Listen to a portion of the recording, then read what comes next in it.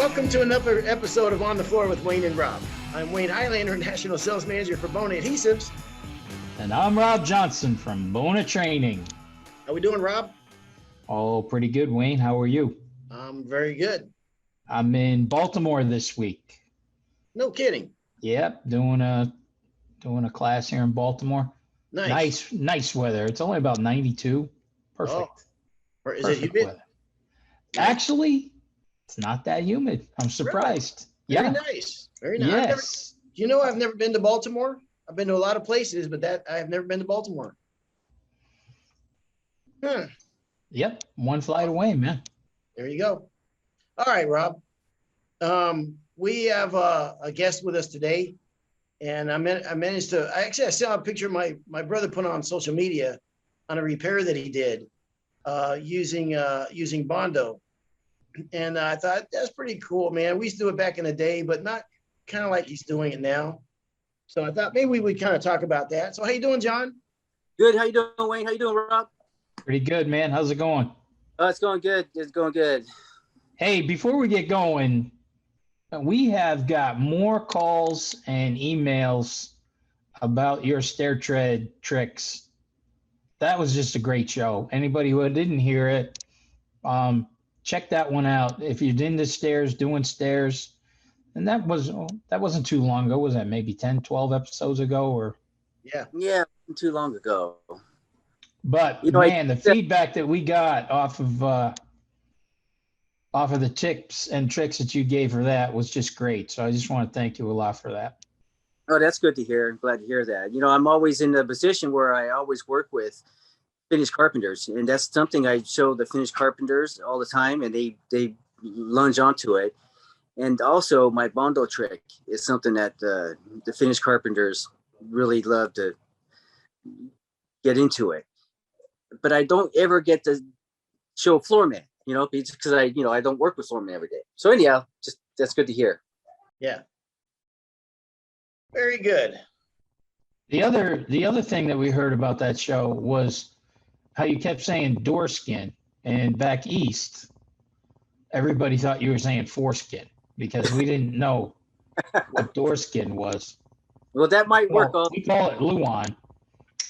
But you know what foreskin is? Yes. Good. Okay. And now I know what door skin is too. That's funny. Well, it might work. We'll try it. Better to use the door skin. I would stick with door skin for sure. Yeah. Or Luan. Or Masonite. No, Masonite's too dusty to work with. No need for that. All right. You're showing your age with Masonite, man. Yeah. I don't think anybody. You're showing your age. Yeah, I can't remember the last time I've even seen Masonite. All right. So this is the part where Wayne doesn't let other people talk, just so you get used to that. All right, John? Actually, Okay. it's funny. I'm sitting here waiting for Rob to talk, and that's why I had to just interject. But And the funny part about that is I'm waiting to try to say something. It's amazing. Yeah, you must have been a deep sea diver or something, because, man, you can go a long time without taking a breath. well, I had three brothers, man, and I had to make sure I got my needs met. Right.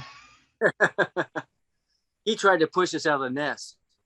I say I have three brothers. I say I have three brothers, and this is this is the craziest thing. This is breaking news. Huh? This is breaking news. Yeah, this is absolutely the craziest thing that's happened in my life in a long, long, long time. About a month ago now, John? Yeah. No, yeah, about a month. About a month ago, we got a call from a cousin. There's a gentleman in England who was doing a DNA test. I think I'm getting this right. He did a DNA test. He was adopted. Him and his sister were adopted. And so he got a hit on a first cousin in Louisville, Kentucky, our first cousin. And to make a long story short, we found out that we have another brother and sister that we had no idea in our life existed until a month ago. No, Yeah, they're twins. they're twins. Yeah, they're twins. They were both adopted at 6 months old, and to the And same they're family, your brother. They're your brother and sister. brother and sister. They seem like wonderful, wonderful people. They were adopted by a wonderful family at 6 months old, so they were able to stay together. But we had absolutely zero. I'm 60. Actually, I turned 61 July just a couple weeks ago. Don't be embarrassed. I wasn't expecting anything. I don't give gifts, so I deserve nothing. You deserve absolutely nothing. Yes. I've made it Yeah. clear that I don't give gifts, but I thought maybe Rob gives gifts. There'd be something, but no. When was your birthday? July 15th. July Oh. 15th. Let me write that July down. 15th. July 15th. I won't miss it next year. All right. July 15th. Yeah, because I remember all that stuff you sent me on May 23rd. That was a great gift package that you sent me there. I was going to start next year. Oh, I thought we started in July and then next year well, go around. we'll start next year. I get to go first. All right. Okay. Mine's in May. So, All right. Maybe we'll we see should how you exchange do. on the same day. All right. Oh, and our brother's name is John. How many people have two brothers named John? John has a brother named John. Yeah, I do. Yeah. So There was a Bob Newhart had a show, didn't he? was it Daryl and my other brother Daryl? Yeah. Yeah. I'm Daryl, and this is my other brother Daryl. Yeah. Yeah. There you go. So we feel actually very fortunate, and like I said, we're excited about it. So we're excited to meet him, and it's pretty cool. So It's all right. exciting. So John, why don't you kind of talk about, because we've done repairs before, and we use different techniques, and we use epoxy from time to time, but it caught my eye when you did that repair with the Bondo, and it blended. I mean, just blended in masterfully, man. Look, you never knew it was there. So maybe kind of walk through that. A lot of guys know about doing repairs using Bondo, but maybe, I don't know, maybe a different twist on it. So, or at least some more in detail. So maybe you can talk about that, John. Yeah. It's what I do is if there's a repair the size of a quarter, or whatever size it is, I just repair the actual damage.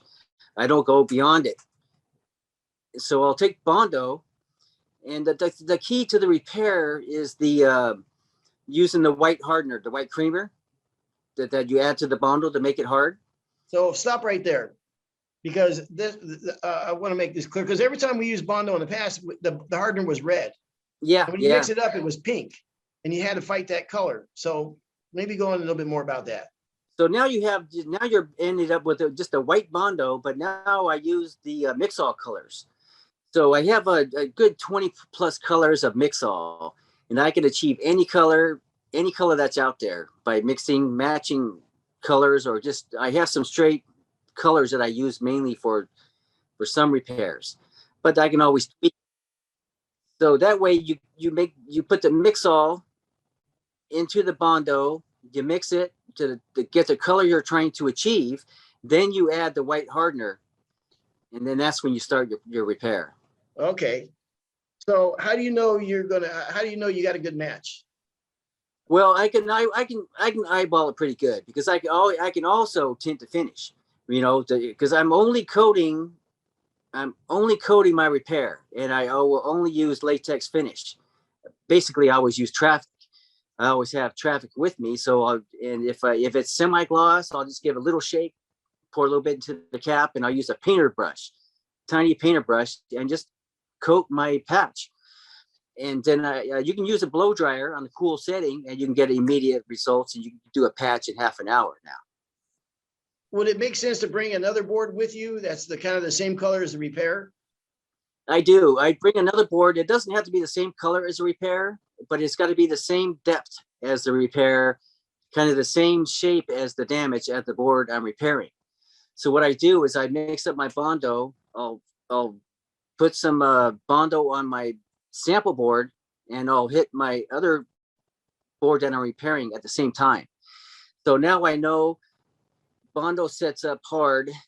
So then I set my timer for 6 minutes. So when the 6 minute mark goes off on my phone, then I'll take a razor blade with a handle and I'll just peel that Bondo off of my temporary board.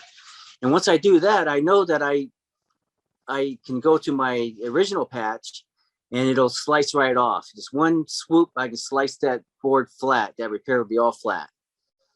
So 6 minutes is the magic mark. And then what go, if it just, I know, but because, but just for everybody's sake, so what happens if you go, what happens, let's set overnight, what happens? Wait, Where it gets more wait. complicated. Yeah. Hold on a minute. What do you mean you know? What are you talking about? Oh, I know. Is it because of what happened a couple weeks ago? Well, Yeah, that's got to play into everything now. Oh God. I mean, you have to know that. Unbelievable. So you know what I'm talking about, right, John? I mean, of course you know. Yeah. There's gonna be no, I can't imagine my brother. I mean, I knew it was gonna be bad for me personally when he won, you know what? Oh yeah, that's The right. FOY, yeah. Wayne Highlanders Floor of the Year. I think they're actually renaming it Wayne Highlanders Floor of the Year. It's not just Floor of the Year. Oh, that's funny. Yeah, well, Wayne Highlanders Floor of the Year. I'm so flattered. I mean, I knew that, well, that's it. I can never win another argument on this show ever. no, that's right. And now he's just going to say things like he just looked at you and said, well, I know what's going on. Whatever you But say. I can't imagine my brother. So, I mean, take it away, man. I just can't imagine my brother winning it. It could probably be one of the worst things that ever happened to me. That's funny.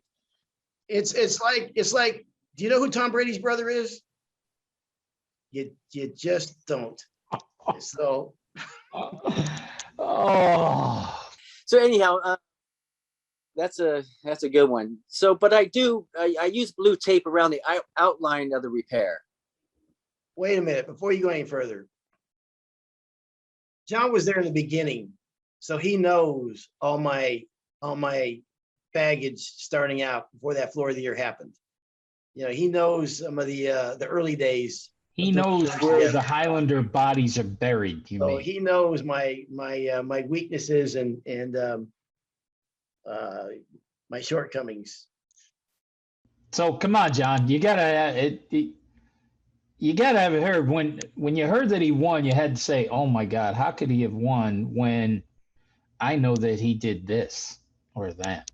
Well, there was a time. That's what I'm looking for.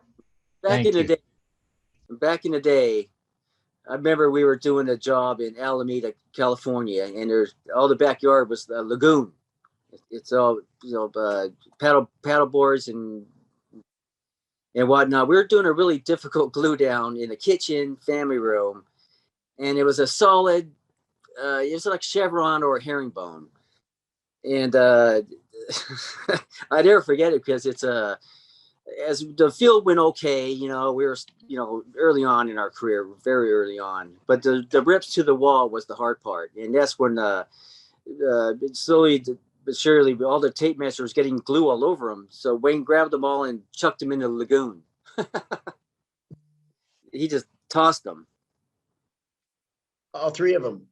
All three of the tape measures, he just threw them like a fastball right into the lagoon. Sometimes you gotta, all the tape measures aren't accurate, Rob.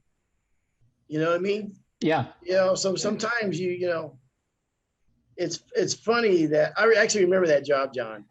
That was a early on doing it. We didn't do a lot of, huh? Yeah, well, we have to remember back then it was a urethane based glue, and it wasn't user friendly. Your hands are gluey. We didn't have latex gloves back then either. It was just a mess. Compared to today it's a lot neater. When we started doing it, he said it wasn't a glue down market. The Bay Area, except for Alameda, wasn't really a glue down market. No, there wasn't. No, you're right.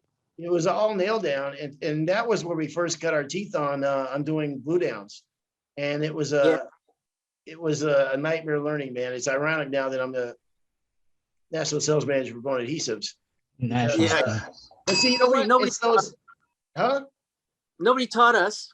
No, it was hard knocks, man. It So was hard knocks. Taught us anything, and it's from the day one. We had very little experience for an off the stand, but the basics. yeah, But also was, there was no toe kick edger. There was, it was Kavanaugh, no, compressor nailers. Everything was scraper, and it was no multi tool, So it was it's definitely a lot easier today. yeah. All right, so I interrupted you completely. So back to Wait a the, minute. No, I'm not done. I'm okay, not done. So you threw all these tape measures in the water. You opened the door and threw all your tape measures in the water. Okay. Yeah. All right. Now we had another guest on one time, Jeremiah Strong, who Yeah. worked with you when you went outside the front door and threw the T-bar out the front door. yeah. You were so angry. All right. So I'm seeing a pattern here. You're a thrower. You're a chucker. If my brother Doug was on, he'll tell you that I broke a T-bar over my leg first and then chucked it out the back door. Yeah. It's a long way to the top if you want to rock and roll, Rob. AC/DC. Yes, sir. Hell yeah. So Best front man ever. my standards are high, man, and that's the way it is. So how many things have you thrown out a door? Bunch. The Kavanaugh nailer? I threw the Kavanaugh nailer one time, Oh, and then I my gosh. I went back and got it and apologized to it and cleaned it up, because that Kavanaugh nailer, man, that's like That's your money, man. That's money maker, man. Yeah, I did throw Your it one time. moneymaker. I did, but I went back and got it, cleaned it up. Was he like this as a kid, John? Did he throw a lot of stuff when he was a kid? No, I don't think so, but I did see him kick over a 12-inch sander.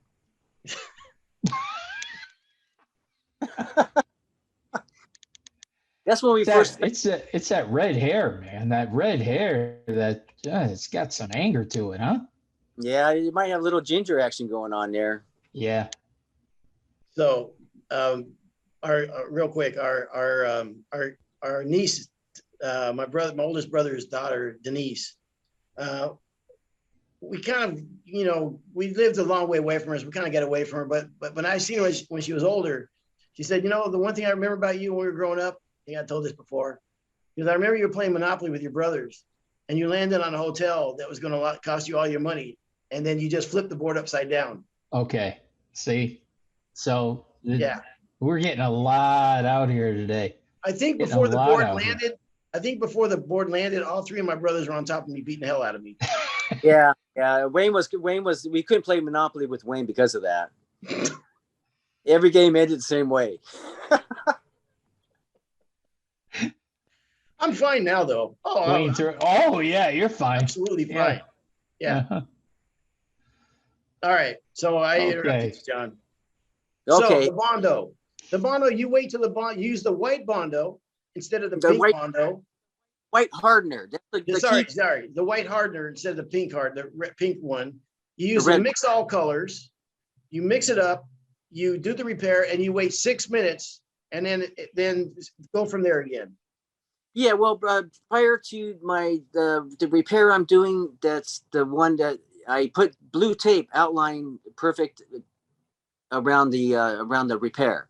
I use blue tape, and then I put Bondo over the blue tape, and I'll do it on my sample board as well. So after 6 minutes, I can pull that blue tape. It'll just leave the outline of the Bondo, but it's raised, and then I'll sample test my other board, and if I can just peel it off with this nice new razor blade, then I go to my repair in the field, and I can just slice it right off.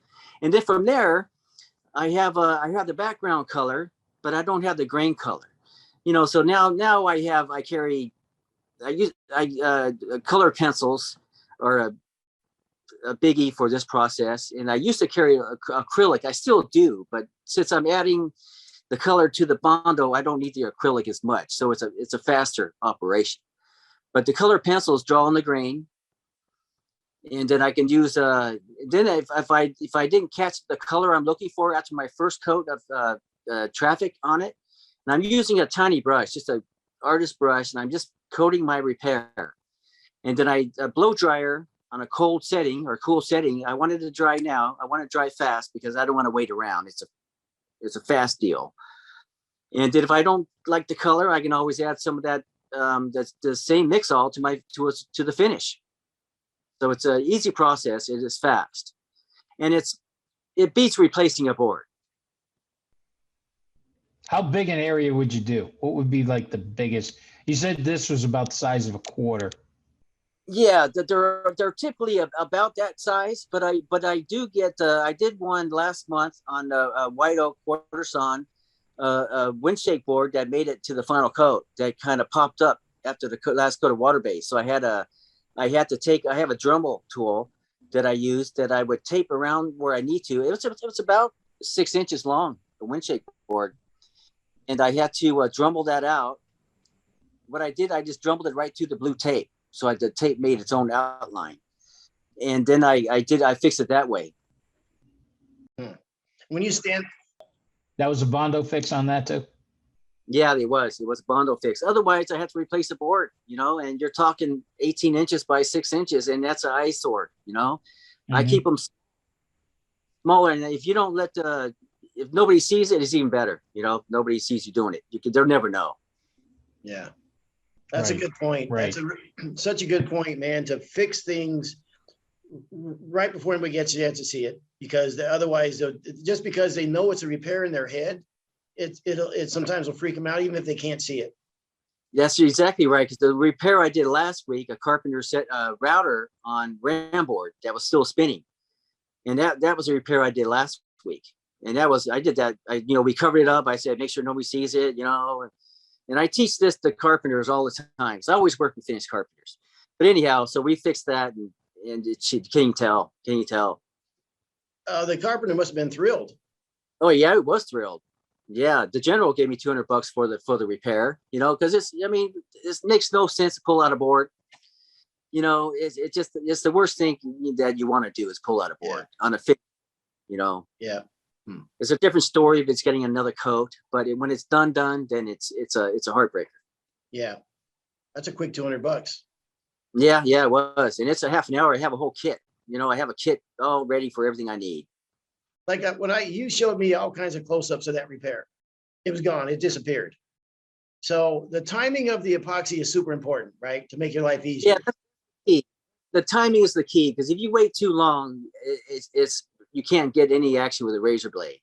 So then it's beyond, it's scraper or it's sanding or it changes the ballgame completely. But if you wait that 6 minutes, check your sample board, which has an identical patch. If that razor blade slices right through that, then you're good to go. You're good to go. Yeah, it's a fast way to do it, and it's small, and you're just doesn't matter if it's a polyurethane finish or whatever finish it is.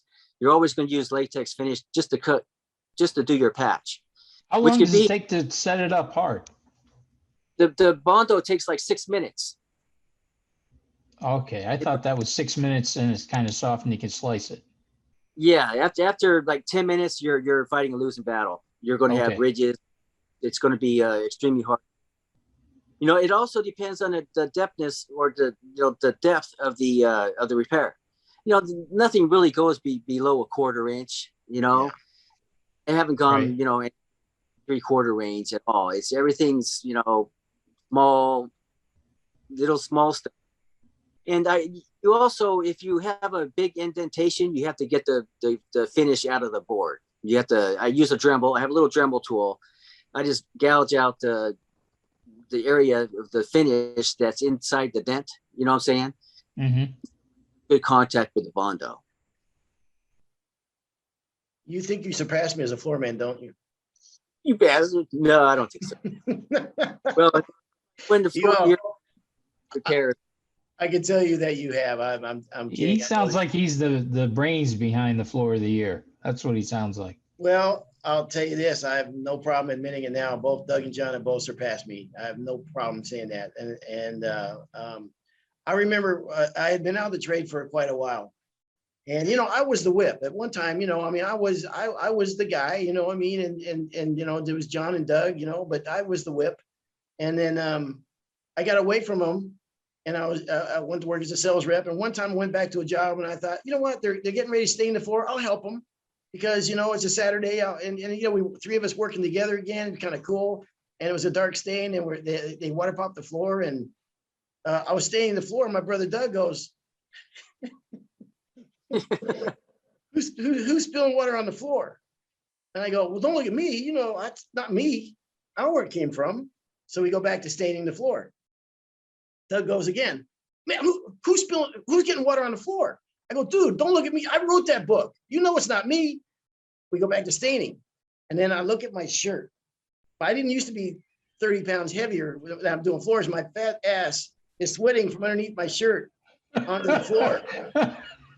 So you talk about a oh shoot moment that I realized, okay, this has passed me by now. So I said, all right, well, you guys just, you know, you guys got this, man. I'm good. So I'm gonna go buy some drinks for everybody. What's everybody want? Yeah, I'll be right back. I have no problem admitting they both passed me by, man. I'm proud of both Doug and John. They do damn good work, man. High end work there, and I put them against anybody. I no problem saying that.